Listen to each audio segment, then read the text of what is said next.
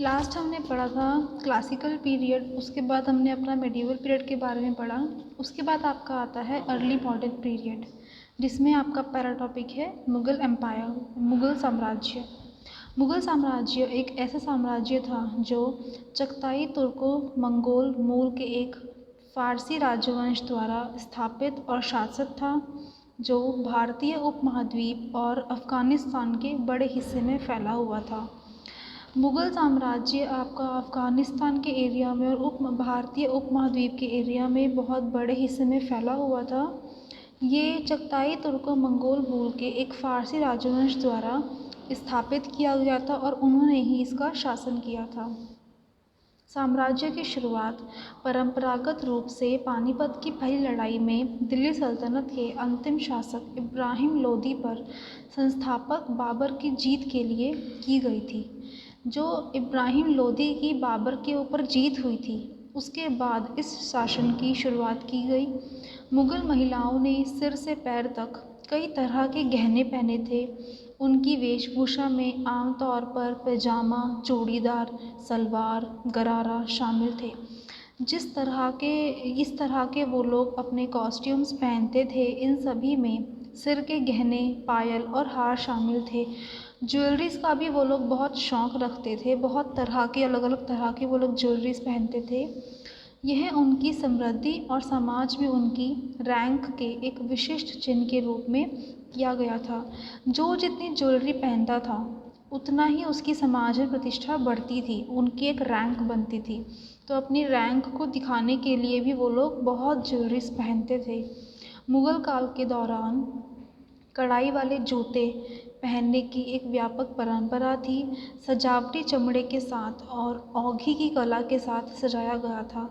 जिस तरह के एम्ब्रॉयडर जुतियाँ आप लोग इस टाइम पर भी देखते होंगे, बहुत ट्रेंड में है, तो पहले भी मुग़ल साम्राज्य से ही उस तरह के जुतियों का एक तरह से इनोवेशन स्टार्ट हुआ था। उस समय में लोग कढ़ाई वाले जूते बहुत पहना करते थे। लखनऊ फुटवेयर आमतौर पर रईसों और राजाओं के पसंदीदा थे। लखनवी फुटवेयर्स, जो लखनवी कढ़ाई के फुटवेयर्स, जो लखनवी जिसको हम कहते हैं, उस तरह के फुटवेयर्स उस समय के जो रईस लोग थे और जो राजा लोग थे, वो लोग उस तरह के फुटवेयर्स को बहुत पसंद करते थे। मुग़ल साम्राज्य की पुरुष और महिलाओं ने बेहतरीन सामग्रियों से बने सुंदर और महंगे कपड़े और खुद को सिर से पैर तक आभूषण से सजाया।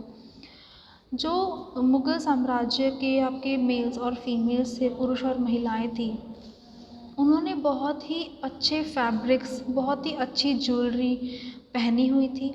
मुग़ल महिलाओं के वस्त्र बेहतरीन मसलिन, सिल्क, वेलवेट और ब्रोकेट से बने हुए थे। बहुत ही टॉप क्वालिटी के वो लोग मसलिन के फैब्रिक्स, सिल्क के फैब्रिक्स, वेलवेट और ब्रोकेट के यूज़ करते थे। उनके कपड़ों के लिए इस्तेमाल की जाने वाली मसलिन 3 प्रकार की होती थी। अब एरावन, बाफ्त हवा और शबनम, ये 3 मसलिन की क्वालिटीज़ थी, जिस क्वालिटीज़ को वो लोग अपने कपड़ों में यूज़ करते थे। शबनम नामक मसलिन को डक्का से लाया गया था और ढाका मलमल के रूप में प्रसिद्ध था। जो इसमें शबनम मसलिन जो हमने लास्ट में पढ़ी है, जिसका मतलब होता है शाम की औस, ये जो आपका मसलिन था, इसको ढाका से लाया गया था। ढाका में ढाका उस समय में इस शबनम मसलिन के लिए ही फेमस था। मुग़ल पुरुषों के वस्त्र, जामा, उनके जो पूरी उनकी ड्रेसिंग थी, उसमें जो अलग अलग पार्ट्स थे, उसका डिस्क्रिप्शन यहाँ पर हम पढ़ेंगे।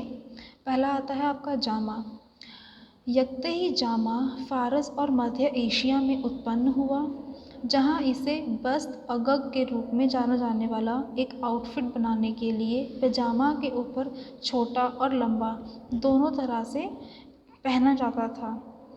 जामा, जो ये आपका फर्स्ट पिक्चर है वाइट कलर की, इसको हम जामा कहते हैं। इस जामा को उन्होंने शॉर्ट लेंथ, लॉन्ग लेंथ दोनों तरह से पहना। फ़ारसी में जामा शब्द का अर्थ है परिधान, रॉब, गाउन या कोट। फ़ारसी में जामा का मतलब गारमेंट के रूप में कोई गाउन भी हो सकता है, कोई कोट स्टाइल भी हो सकता है, रॉब भी हो सकता है। मुग़ल जामा की परिभाषा एक पक्ष है तंग फिटिंग चोली के साथ बंधन फ्रॉक कोट, फ्लेयर्ड स्कर्ट घुटने तक पहुंचा। मुग़ल की जो डेफिनेशन थी जामा की, वो था कि कोई टाइट फिटिंग, ये एक चोली है उसकी, जैसे ये वाइट गारमेंट में हमें दिख रहा है, ये एक टाइट फिटिंग चोली है इसकी, उसके नीचे एक फ्लेयरी स्कर्ट है जो उसके ऊपर अटैच है। इसकी अलग अलग लेंथ हो सकती है, कई लोग इसको नी लेंथ पहनते थे, कई लोग इसको फ्लोर लेंथ पहनते थे। सेकंड आता है आपका चोगा। यह एक बहुत ही प्राचीन परिधान है जिसे हमने पूरे फ़ारसी, मंगोलियाई और अन्य क्षेत्रों में देखा है। चोगा एक बहुत ही प्राचीन परिधान था। मुग़ल काल में चोगा शब्द एक लंबी आस्तीन वाले कोट के रूप में संदर्भित होता है जो सामने की ओर से खुलता है, आमतौर पर हिप लेंथ या नी लेंथ तक होता है। जो ये आपका ऑरेंज गारमेंट है, ये आपका चोगा है। इसकी फ्रंट ओपनिंग होती है, जनरली ये हिप लेंथ का होता था या नी लेंथ का होता था। स्लीव्स इसकी बहुत लंबी होती थी। थर्ड आता है आपका धोती और पजामा। अकबरी अवधि के दौरान पुरुषों ने अपने जामों के साथ हमेशा पतलून पहनी। जो अकबरी पीरियड के लोग थे, जो पुरुष थे, उन्होंने हमेशा जो उनके जाम थे, जामा के साथ उन्होंने ट्राउज़र्स डाले। और यह बताने के लिए कोई कलात्मक सबूत नहीं है कि धोती कभी कोट के साथ संयोजन में पहना जाता था।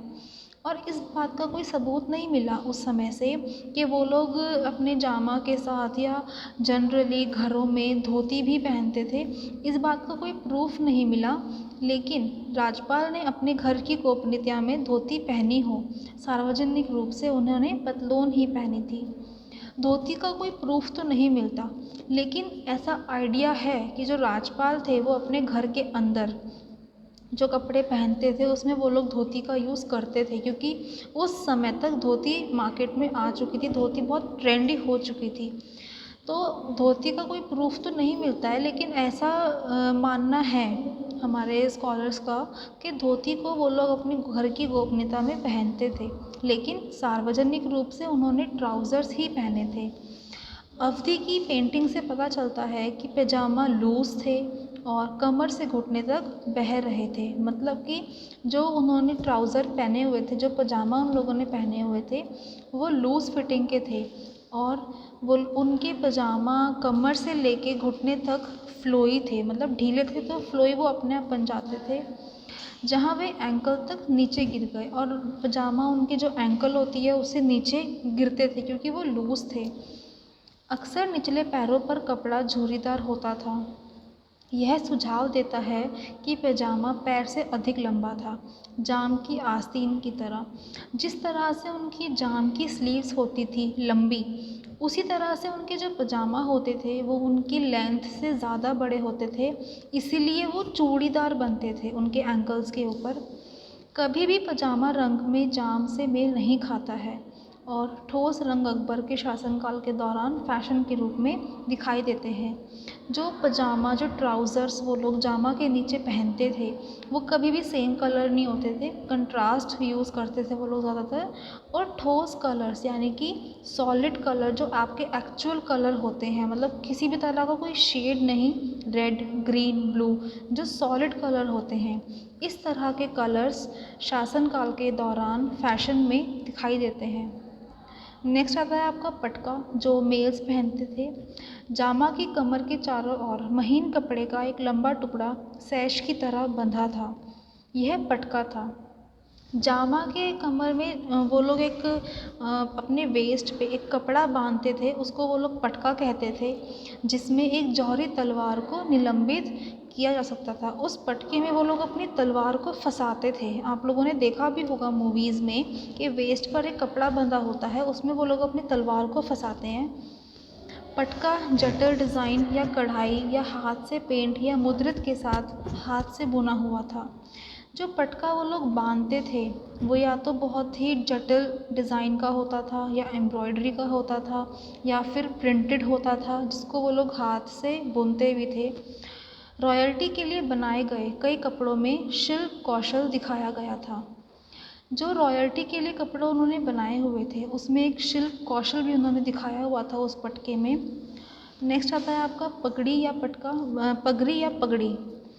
एक भारतीय व्यक्ति के लिए सबसे महत्वपूर्ण सहायक उसकी पगड़ी थी, जिसने उसकी स्थिति, धर्म, जाति और मूल क्षेत्र की घोषणा की।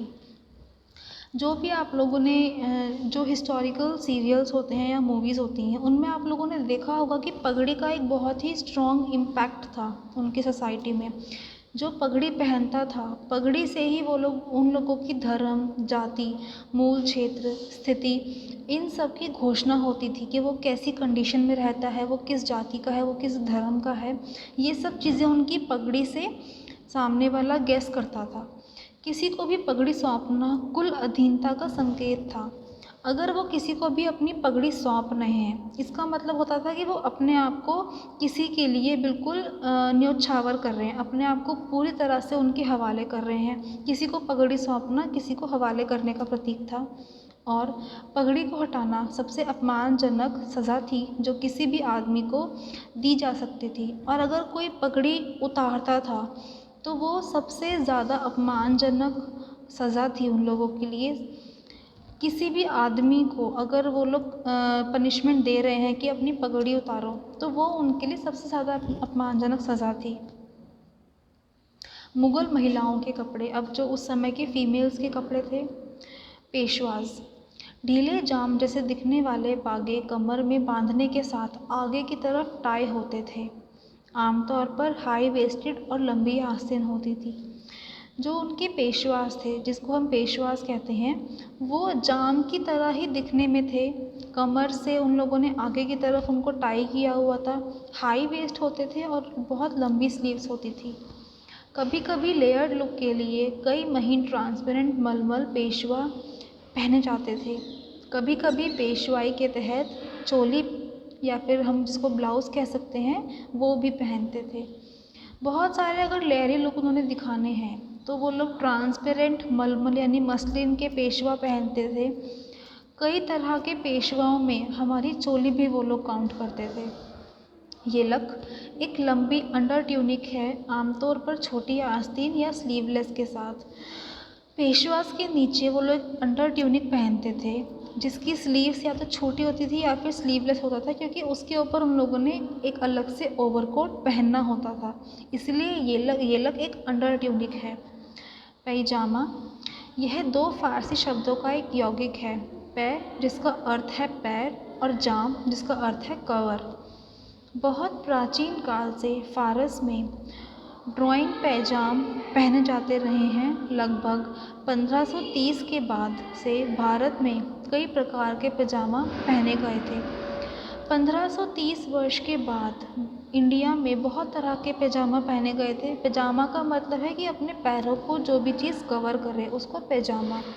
बहुत तरह के अलग अलग तरह के पैजामा 1530 के बाद भारत में देखने को मिलते हैं। सलवार, आप सबको पता होगा सलवार क्या होता है।